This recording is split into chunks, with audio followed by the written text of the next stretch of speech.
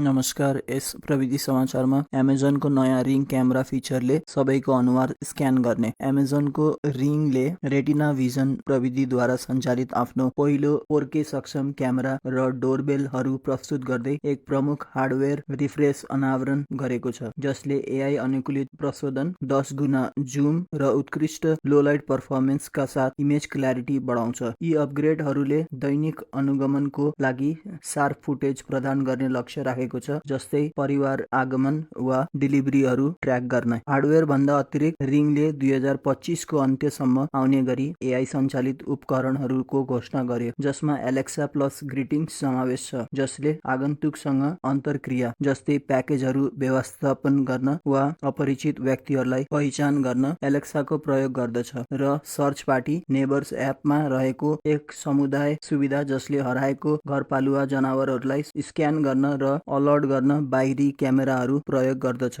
यद्यपि सबैभन्दा विवादास्पद नयाँ फिचर भनेको फ्यामिलियर फेसेस हो, जुन डिसेम्बरमा नयाँ उपकरणहरूको लागि सुरु हुने अप्ट इन अनुहार पहिचान प्रणाली हो, जसले प्रयोगकर्ताहरूलाई रिङ एपमा ज्ञात व्यक्तिहरूलाई ट्याग गरी अनुकूलित सूचनाहरू पाउन र घटनाहरूको खोजी गर्न सहज गर्छ। यसलाई रिङ होम प्रिमियम सदस्यता चाहिन्छ र पूर्वनिर्धारित रूपमा असक्षम पारिएको छ, तर बायोमेट्रिक गोपनीयता कानूनका कारण इलिनोय, टेक्सस र पोर्टल्यान्ड, ओरेगन जस्ता क्षेत्रहरूमा उपलब्ध छैन। फ्यामिलियर फेसेसको रोलआउटले प्रयोगकर्ताहरू र अधिवक्ताहरू बीच द्रुत प्रतिक्रिया उत्पन्न गरेको छ, जसले यसलाई यात्रु जस्तै डेलिभरी कामदार वा बच्चाहरूको अनुहार स्क्यानिङ र भण्डारण गरेको कारण गोपनीयता दुःस्वप्नको रूपमा निन्दा गर्दछन्, विशेष गरी उनीहरूको सहमति बिना सम्भावित रूपमा अनाधिकृत ट्र्याकिङ वा डेटा उल्लङ्घन सक्षम पार्दछ।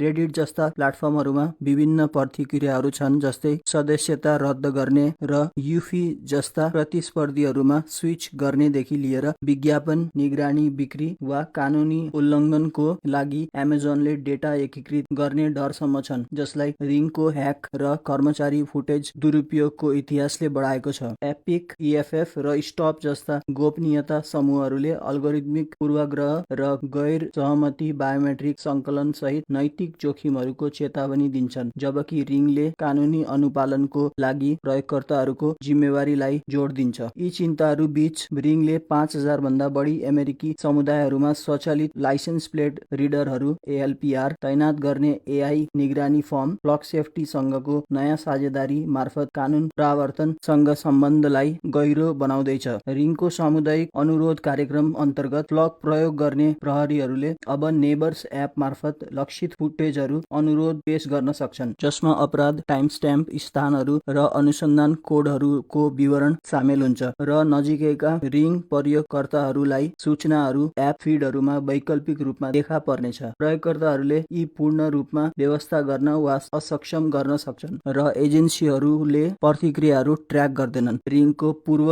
एक्सन सहकार्यमा यो वृद्धि हो। 2024 मा व्यापक अनुरोध उपकरणहरू बन्द गरे तापनि रिङले आपतकालीन अवस्थाको लागि वारेन्टलेस डेटा साझेदारी कायम राखेको छ। फ्लकको थप छानबिनले सङ्घीय अप्रवासन प्रवर्तनमा यसको अप्रत्यक्ष भूमिका प्रकट गर्दछ। प्रत्यक्ष आइस सम्झौता बिना एजेन्सीले फोया प्राप्त डेटाबाट 4000 भन्दा बढी राष्ट्रव्यापी लुकअपहरूमा आप्रवासन, आइस प्लस ERO वा अवैध आप्रवासन जस्ता कारणहरू लग गर्दै डिपोर्टेसन सम्बन्धित खोजहरूको लागि फ्लकको राष्ट्रव्यापी ALPR नेटवर्कलाई सोधपुछ गर्न स्थानीय प्रहरीलाई प्रयोग गरेको छ। आइसको खोजहरू बाइडेन र ट्रम्पका कार्यकालमा फैलिएका थिए, जबकि स्पष्ट आप्रवासन केन्द्रित खोजहरू ट्रम्पको 2025 को उद्घाटन पछि बढेका कारण औपचारिक निरीक्षण बिना प्रवर्तनको लागि विस्तारित निगरानीको बारेमा चिन्ता बढेको छ। प्रविधि समाचारमा यति नै। नयाँ अपडेटका लागि लाइक र सब्स्क्राइब गर्नुहोला। धन्यवाद।